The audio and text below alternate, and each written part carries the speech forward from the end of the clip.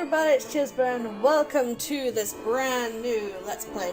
Now, I've kind of put the mystery dungeon on hold a minute because I really just wanted to do this. It's a game I've been interested in since I saw Simon of Yogscast playing it, so I love the art style of it as well, so I thought I'd give it a try myself, and unfortunately, I didn't think to do an LP of this,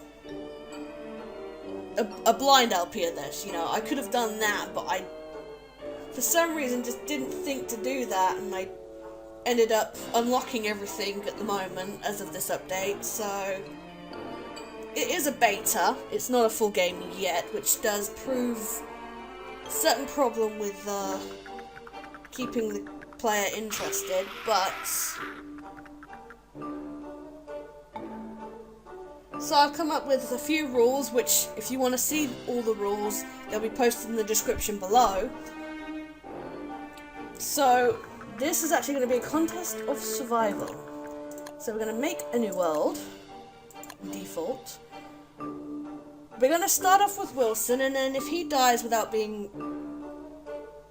If he dies, then we'll go to Willow, then Wendy, then Wolfgang, and then WX78. If you notice, they're all beginning with W. No idea why, but there is apparently going to be a reason for it. So, with that being said, we'll start with Wilson. When he dies, we will keep a track of how many days he survived, then move on to Willow and keep track of hers and keep track of each of them, and the one who survived the longest will get a nomad run done of them. And a nomad run is no permanent base allowed, no stone fireplaces allowed, you've got to keep on the move during the day, and you're not allowed to swap characters either. So, I really adore the art style of this game. It's so gloomy and people have compared it to, you know, Tim Burton stuff, so like, yeah, I can see that. But I just love the art style. This guy is Maxwell. He's like, say pal, you don't look so good. You'd better find something to eat before night comes. Now, could that be a reference to Maxwell's demon? No idea. Because some people have theorized that Maxwell is a demon. But apparently, Cly Entertainment have done this. I think it's Cly. I think that's how you pronounce it anyway. Anyway, company that made this, they're putting a story mode in where you, if you get through all the worlds and that, apparently you will find out the terrible truth behind the game. It's like, that would definitely be very gripping, and if they do a story mode, I definitely want to do an LP of it.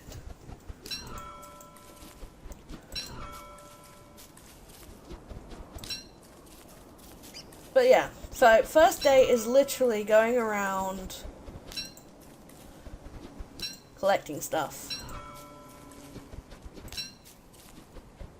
So first thing we want to make is a backpack. Now, I'm not going to give too much of a description on any of this, and there's a reason for that. This game, I find, is more fun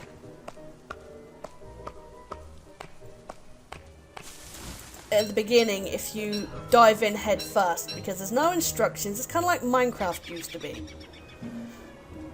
Or is, or maybe, I don't know. I hate games that hold your hand and walk you through an intro. You know, it's just it's not a fun way of doing it, and it actually kind of annoys me, you know, tutorial levels, because they basically hold your hand and tell you everything that you need to know. And I'm thinking, well, no. I just want to dive in head first and find out myself through trial and error.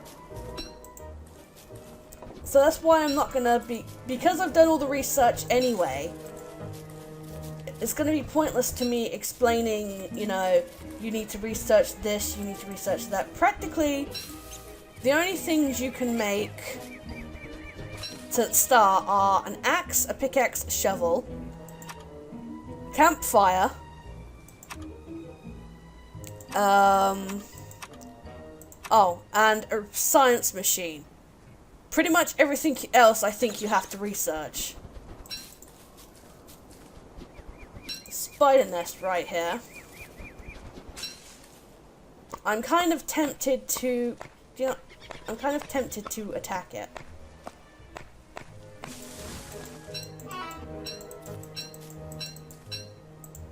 Ah, shoot, I did it again.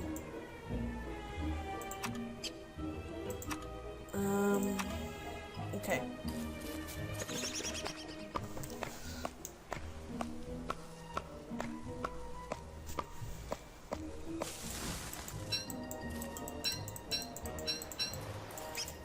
Yeah, sorry, I keep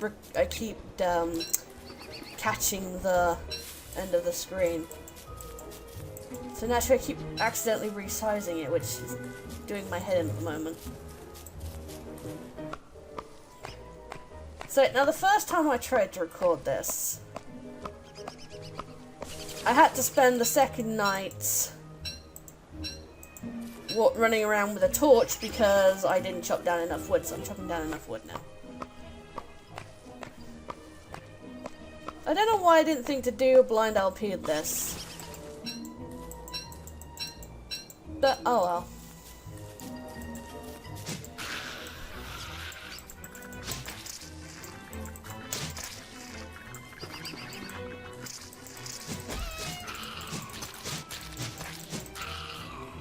Get my silk. Pick that up.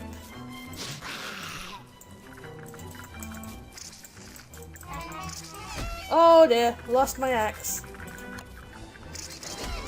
Oh dear.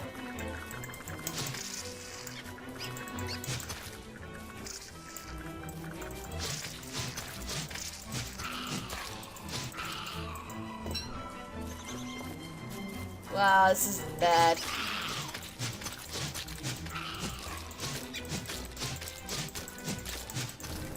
Okay. That was unusually full for a tier 1 spider den. That does not fill me with confidence. Okay, so we do the last little bits of grass that we need.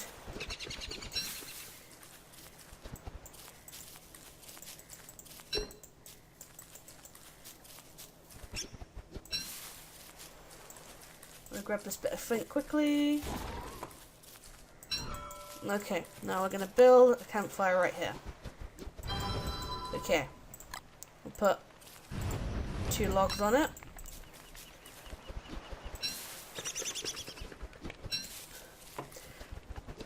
Now, I really don't want to show off what I was gonna show off. Basically, at night time, this is what. Okay, I will explain a few things. This is day. This bit here is sunlight, and this is night. In the night, if you are in the complete pitch black, the monster of the night, there is a monster in the dark that will basically kill you in 2 hits. Less if you are half health like me.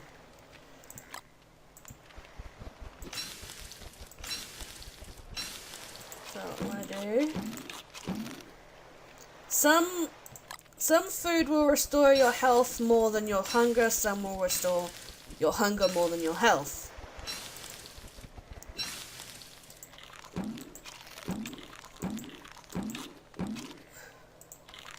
There we go. Back to almost full health. Now your health does not recover by itself. You have to eat something. Except this. Monster meat, and there's a monster fruit called durian. Something stupid like that. It's D-U-R-I-A-N. If you eat either that raw or cooked, it will take health away from you rather than...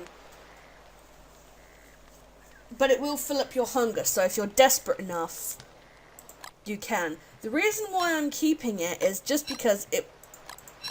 You see, these are both green as opposed to something like this. Well, that's because those are technically food, because you can roast seeds to eat as well.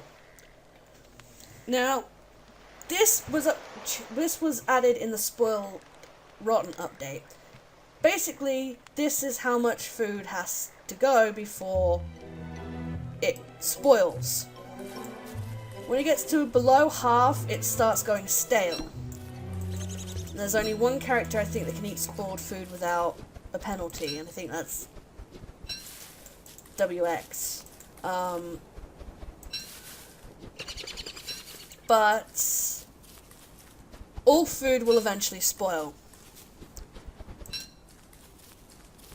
So you have to be careful. Now I'm keeping the monster meat because yes, it will spoil, but it will turn into rot, and rot can be used as a fertilizer. So that is essentially what I'm keeping the monster meat for. I'll let it rot, and then it can serve as fertilizer. Okay, so what I want to do, the first thing I want to do is, as you can see, there's like an edge because this is an island. So what we're going to do is we're actually going to follow the edge round to explore. Now petals you can eat if you're desperate, but they won't recover much if anything. I think they might recover, hold on, let's see, 94, 95, 96. They don't recover any hunger, I don't believe, but they do recover 1 health. So if you're absolutely desperate, then you can obviously pick that. There's a beehive here. Now I want to show you something. On the map, points of interest like grass tufts, boulders, saplings, berry bushes, bees, spiders, they will all be shown on this map, including also stuff like graves, chests, they're not chests, traps. So if there's something that isn't usually marked, you can actually mark it with the trap, which is nice. Now the bees will not attack you unless you attack them first. The spiders are like that during the daytime. At night I believe that there are, if you stay near them too long, they will chase after you. Or if you go too close to their hives, they will chase you. Well, hives, nests, you know what I mean. No, you don't know what I mean. Ugh, forget it. Okay, so we're going to put our food in our backpack. Just because I prefer to keep it separate. Now here is another spider nest.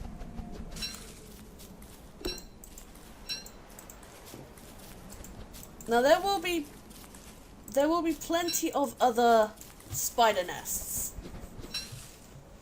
But if I'm going to make my home on this island, I don't want any spider nests.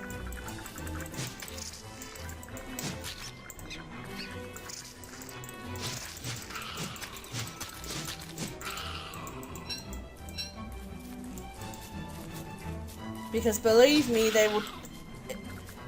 This is what we call a tier 1 spider den.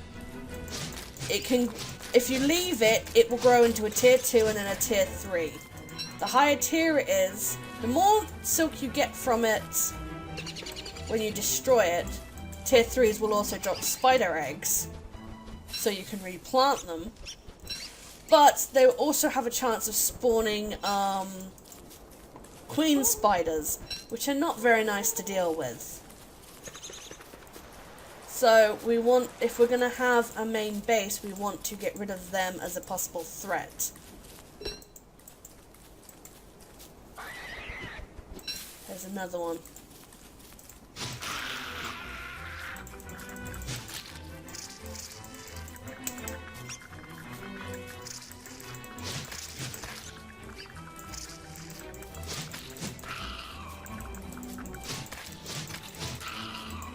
Okay. The silk is very important for quite a few things. So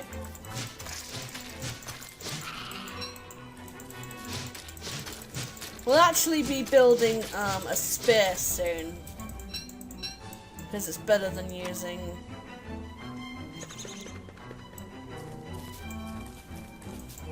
right, actually what we'll do, make a rope, make a spear, but we're not going to deal with the spider nest now until tomorrow.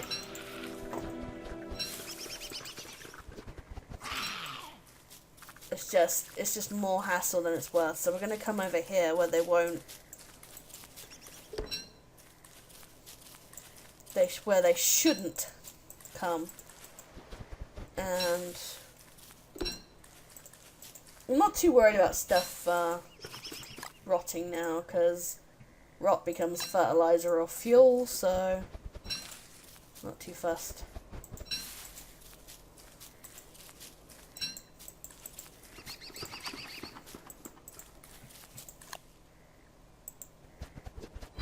Okay.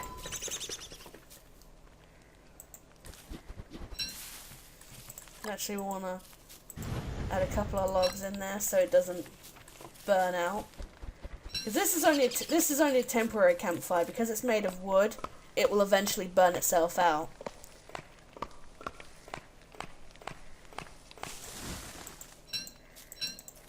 I'm gonna pick up some more logs so we don't actually run out.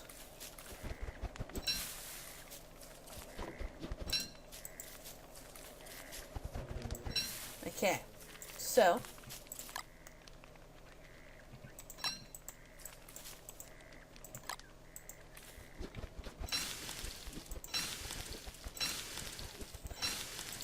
cook up some carrots. Beautiful. Excuse me one moment. I'll pause that. Okay, sorry about that. My friends are calling. It's like, okay, I'm just almost finished, so you can collect some flower petals if you want.